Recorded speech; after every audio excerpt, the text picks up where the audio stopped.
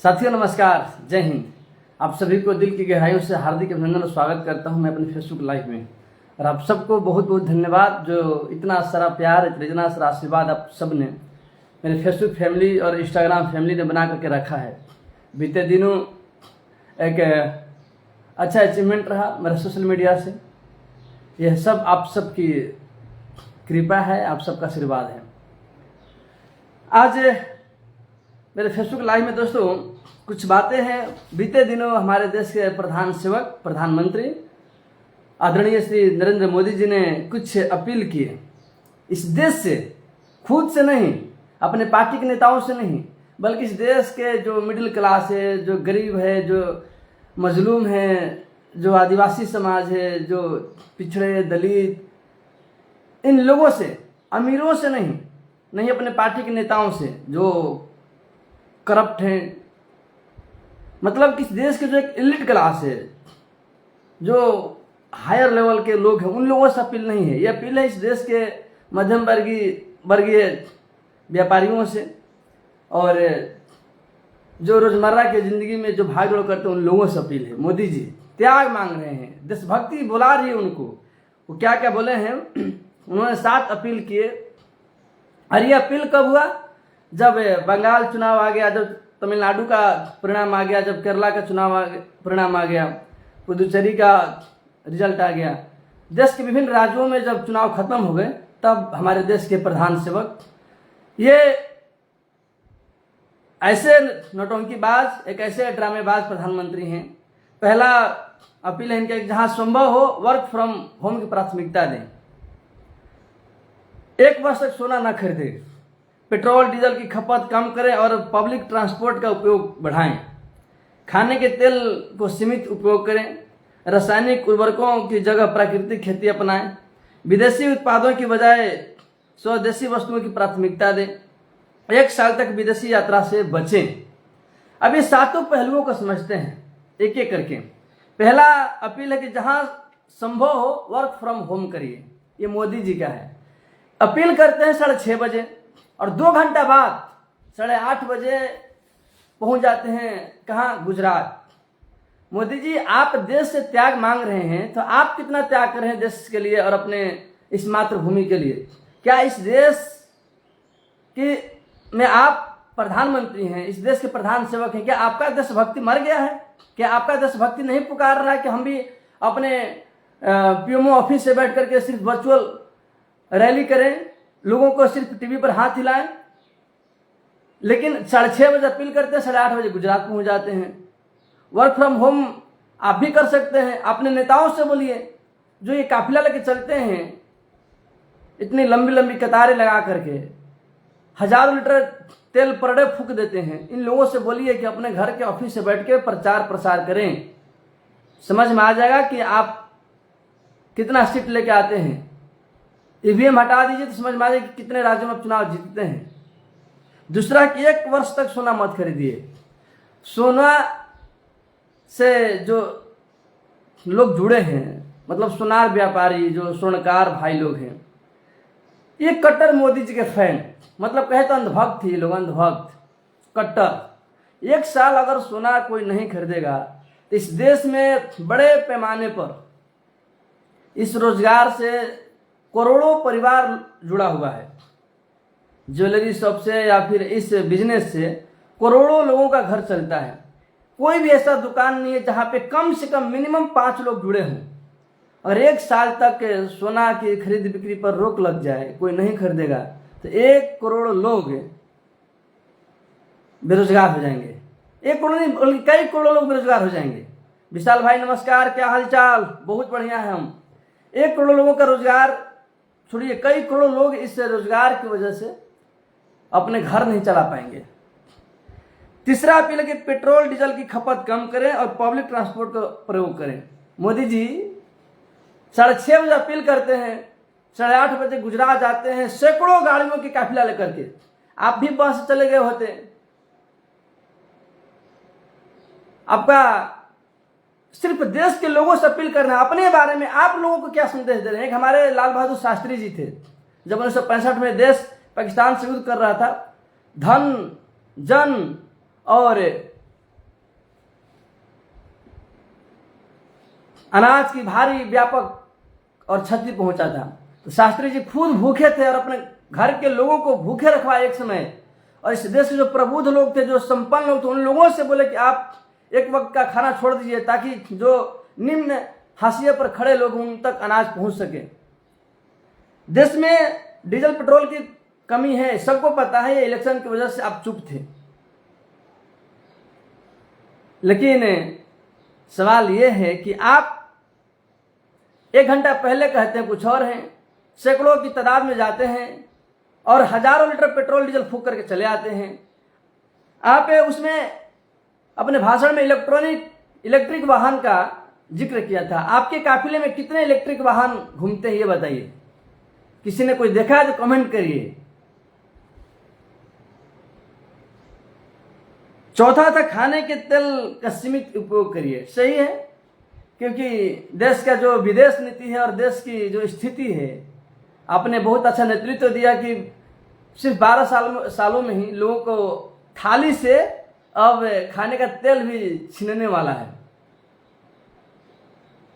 कुछ महीना पहले भाषण दिए थे आप कि ये कांग्रेस वाले, ये विपक्ष वाले हमारी बहन बेटियों के मंगलसूत्र तक छीन लेंगे। लेकिन सोचिए, अब जो 1 साल शादी होगा, इस 1 साल की शादी में तो जितने अंधभक्त हैं, जो चिलगोजर समाज के लोग हैं, ये तो अपनी बहन बेटियों की शादी में कोई सोना चढ़ाएंगे नहीं। ना अपने वाइफ के लिए जो शादी हो उनके लिए सोना लेकर के जाएंगे। लेकिन जाना भी नहीं चाहिए। अगर लेके जाते तो देशद्रोही हैं, क्योंकि आप अपील किए हैं कि सोना नहीं खरीदना है, तो जो असली देशभक्त होगा नहीं खरीदेगा।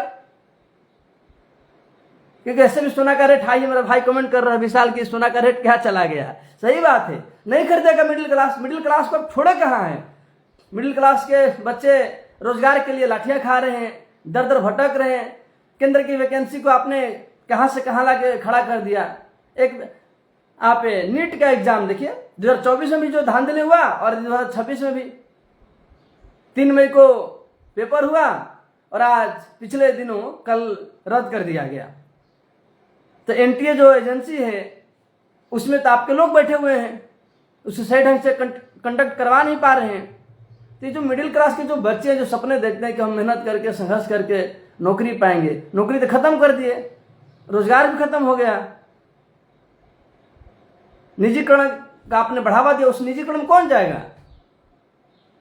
कुछ लोग जाएंगे, जो बहुत बड़ा तबका है इस देश का, जो हाशिए पर बैठा है आज भी, वो लोग वंचित हो जाएंगे। तो जो वंचित होगा, रोजगार नहीं होगा, तो फिर सोना खरीदेगा कहां से लोग? लेकिन जो खरीद सकता है वो तो असली देशभक्त है। जो देशभक्त है उससे आप अपील किए हैं कि सोना मत खरीदिए। अगर खरीदता है तो देशद्रोही होगा, गद्दार होगा। और 5वां था कि रासायनिक उर्वरकों की जगह प्राकृतिक खेती अपनाएं। प्राकृतिक खेती बहुत जरूरी है, क्योंकि दिन पर दिन हमारी धरती बंजर होती जा रही है रसायन की वजह से। ये अच्छा पहल है, लेकिन पिछले 12 सालों में अपने व्यापक पैमाने पर जैविक खेती के लिए अपने क्या किया है ये बताइए। 12 सालों से आप हैं सरकार में, बहुमत की सरकार है, आप क्या किए हैं? बहुत बड़े पैमाने पर बिहार में पिछले कई साल से आपकी सरकार है, डबल इंजन की सरकार है।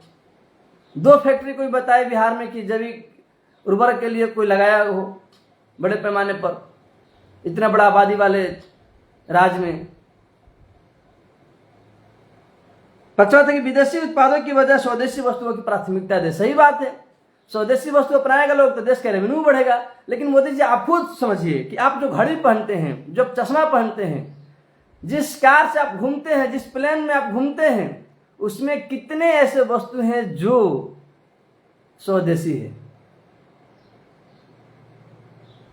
सिर्फ इस देश के जो मध्यम वर्गीय परिवार है, जो लोग हैं, उनसे अपील करना कि देशभक्ति पुकार रही है। आपका कितना देशभक्ति पुकार रहा है? आप तो निकले आरएसएस के शाखा से।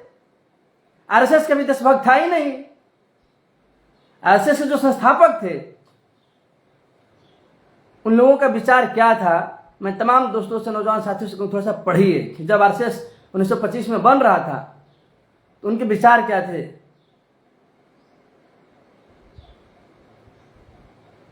मोदी जी लोगों से चाहिए स्वदेशी वस्तु अपने। सही बात, अपनाना चाहिए, सबको अपनाना चाहिए स्वदेशी वस्तु।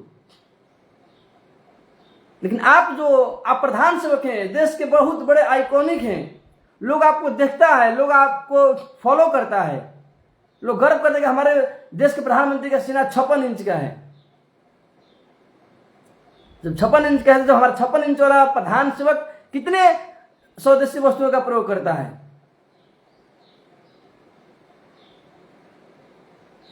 एक साल तक विदेशी यात्रा से बचना है, यह अपील था आपका। विदेशी यात्रा कौन करेगा? जिस पर पैसे होंगे। कुछ लोग जाते हैं विदेशों में, आप 2 घंटा पहले अपील करते हैं कि विदेशों में नहीं जाना है, और 1 दिन के बाद आपका एडवाइजरी जारी कर दिया जाता है कि मोदी जी 15 मई के बाद विदेश रवाना 4 दिन के लिए, आप विदेशों में घूमिएगा। पिछले 12 सालों में सबसे ज्यादा कोई इस देश के प्रधानमंत्री विदेशों का दौरा किया हुआ है आप। और विदेशों में जाकर क्या मिला? आज भी चाइना आंख दिखाता है, क्या कर लिया आप? नेपाल आंख दिखाता है, क्या कर लिया आप? बांग्लादेश आंख दिखाता है, क्या कर लिया आप? आसपास के जो जितने देश है अपने मातृभूमि के बगल में, भारत के बगल में, सब में तो अपने देश का रैंकिंग को कहां लगे खड़ा कर दिया। आप प्रधान सेवक हैं। सबसे ज्यादा खर्च किसी प्रधानमंत्री ने किया विदेशी यात्रा में, विदेशी दौरा में, वो है आप।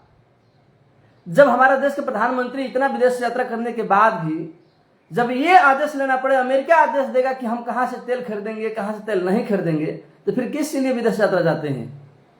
सिर्फ दाढ़ी शेविंग कराने के लिए या मसाज करवाने के लिए? किस लिए? फिर इस देश के जनता के पैसे को, इस जो पब्लिक टैक्स पे करते, इस पैसे को क्या जरूरत है उड़ाने का विदेश यात्रा में? जब आप बोले विदेश यात्रा नहीं करते, आप 1 साल अपने पीएम ऑफिस में बैठ के वहां से वर्क फ्रॉम होम करते, लोगों से बातें करते, काम करते अपने ऑफिस से। 2 घंटा पहले आप अपील करते हैं लोगों से विदेशी यात्रा से बचिए। बात यह है कि पिछले 12 सालों में जो आपने नेतृत्व प्रदान किया है हर फील्ड में, हर क्षेत्र में, उसका रैंकिंग देख लीजिए आप। हर इंडेक्स में देश को कहां लाके खड़ा कर दिया आप। देश में पेट्रोल डीजल की भारी व्यापक कमी होने वाली है। ये इसलिए रुके थे कि देश के अन्य राज्यों, विभिन्न राज्यों में चुनाव है, चुनाव जीतेंगे, 4-5-10 दिन वेट करिए, सब डीजल पेट्रोल के दाम भयानक बढ़ने वाले हैं और बढ़ेंगे। क्योंकि भारतीय पेट्रोलियम कंपनी 30,000 करोड़ के घाटे में है।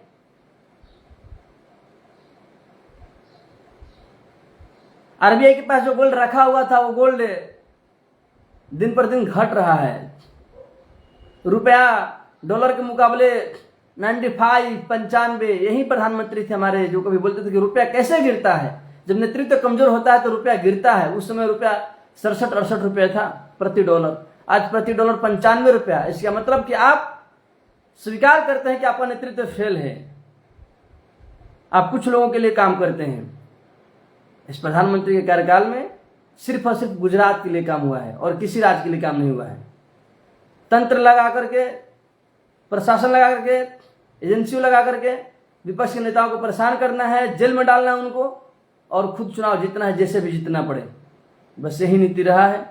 इतना जान लीजिए कि एक समय में इंदिरा गांधी भी अपने आप को बहुत पावरफुल थी। लगता नहीं था उनको भी हम भी चुनाव हारेंगे, और आपसे 1000 गुना बेहतर प्रधानमंत्री थी वो। लेकिन जब उनके ऊपर तानाशाही का भूत सवार हुआ तो पब्लिक ने, जनता ने उनकी कुर्सी को छीन लिया। तब जाकर हुआ जेपी मूवमेंट। जयप्रकाश नारायण ने आंदोलन चलाया, व्यापक आंदोलन, जिसमें इंदिरा गांधी को अपनी कुर्सी गंवानी पड़ी। तो आप ये मत सोचिए कि आप इलेक्शन कमीशन में जो सुधार किए हैं कि इलेक्शन कमिश्नर के चीफ पर कोई कार्रवाई नहीं होगा। 119 सांसदों को निलंबित करके जो लाए थे कानून, समय बदलेगा, सत्ता परिवर्तन होगा, कुर्सी आपकी भी जाएगी, आप भी चुनाव हारेंगे। जिस दिन हारेंगे, हारने के बाद आपका इतिहास लिखा जाएगा कि आपने क्या अपने कार्यकाल में कितना घिनौना काम किया, कितना घटिया काम किया, कितना बेकार आपकी पॉलिसी थी। इस देश के किसान अगर आंदोलन कर रहा है तो वो देशद्रोही, वो खालिस्तानी है। छात्र आंदोलन कर रहे हैं, वो छात्र देशद्रोही हैं। आदिवासी अपने जल जंगल जमीन के लिए लड़ रहा है तो आदिवासी देशद्रोही है। जो इन लोगों को देशद्रोही कह रहा था वो मीडिया, ये हरामखोर जिनकी रैंक पूरी दुनिया में कहाँ है आप लोग देखिए थोड़ा सा सर्च करके। एक वर्ग जो इन लोगों को खालिस्तानी, देशद्रोही, जो लोग अपना हक अधिकार की बात करते थे सबको देशद्रोही बोलने पर उतावले थे, आज सबके ऊपर ये तलवार लटकी हुई है। तो कहते हैं कि जब आग लगी है तो उस आग की लपटें सबके घरों तक जाएगी, ये जान लीजिए। तो कुछ लोग बहुत खुश हो रहे थे, छात्र पिटा रहा है लाठी से, किसान आंदोलन कर रहा है पंजाब का, हम तो बहुत खुश हैं। आज सोनार भाई का धंधा संकट में पूरा देश में। सोनार भाई लोग भी बहुत बड़ा भक्त थे। भक्त होना बहुत अच्छी बात है, लेकिन अंधभक्त होना बहुत बुरी बात है।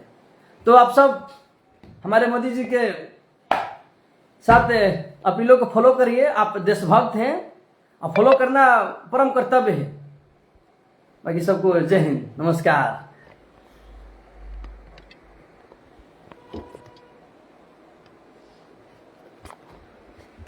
फिनिश हो जा,